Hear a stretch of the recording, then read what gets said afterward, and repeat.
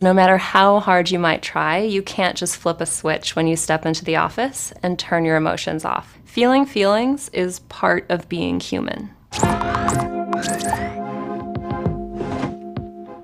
A pervasive myth exists that emotions don't belong at work, and this often leads us to mistakenly equate professionalism with being stoic or even cold. But research shows that in the moments when our colleagues drop their glossy professional presentation, we're actually much more likely to believe what they're telling us. We feel connected to the people around us, we try harder, we perform better, and we're just generally kinder. So it's about time that we learn how to embrace emotion at work. Now, that's not to say you should suddenly become a feelings fire hose.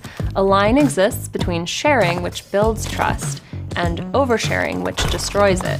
If you suddenly let your feelings run wild at work and give people far more information than they bargained for, you make everyone around you uncomfortable, and you also undermine yourself. You're more likely to be seen as weak or lacking self-awareness. So, great to say you weren't feeling well last night.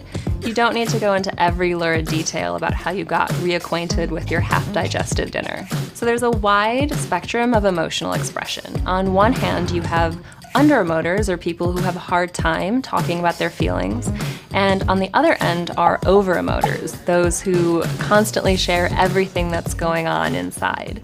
And neither of these make for a healthy workplace. So what's the balance between these two extremes? It's something called selective vulnerability. Selective vulnerability is opening up while still prioritizing stability and psychological safety, both for you and for your colleagues. Luckily, anyone can learn to be selectively vulnerable with practice. Here are 4 ways to get started. First, flag your feelings without becoming emotionally leaky. Bad moods are contagious, and even if you're not vocalizing what you're feeling, chances are your body language or your expressions are a dead giveaway. So if you are crossing your arms or hammering on your keyboard, your coworkers are going to know you're upset. And if you don't say anything, they might start to think it's about them and get worried. So if you are reacting to a non-work related event, so traffic, for example, just flag it. You don't need to go into detail. You can say something as simple as, "I'm having a bad morning, it has nothing to do with you." Now, if it's a work-related event that's causing you to feel strong emotions, that brings us to point number 2. Try to understand the need behind your emotion and then address that need. If you suddenly start to find everyone around you irritating, sit back and reflect on that. And it might be that you're irritable because you're anxious, and you're anxious because you're worried about hitting a looming deadline. And in that case, you can go back to your team to address that need and say something like, "I want to make sure I get everything done ahead of the deadline. Can you help me put together a realistic plan to do that?" If you're thinking of sharing, try and put yourself in the other person's shoes. So if what you're about to say would help you feel more supported and better understand a situation, then go ahead and share it.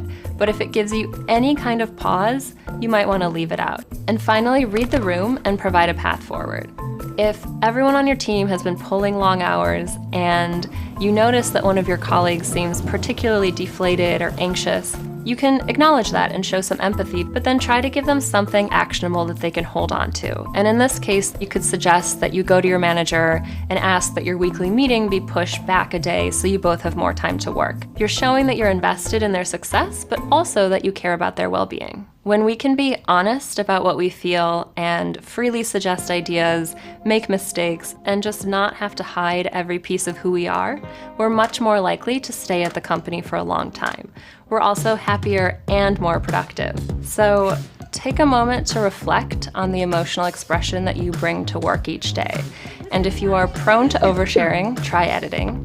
And if you're a little bit more reserved, look for moments when you can open up to your colleagues and be a bit vulnerable. And chances are, there will be a big difference in how people respond to you. And selective vulnerability might just become one of your most valuable tools.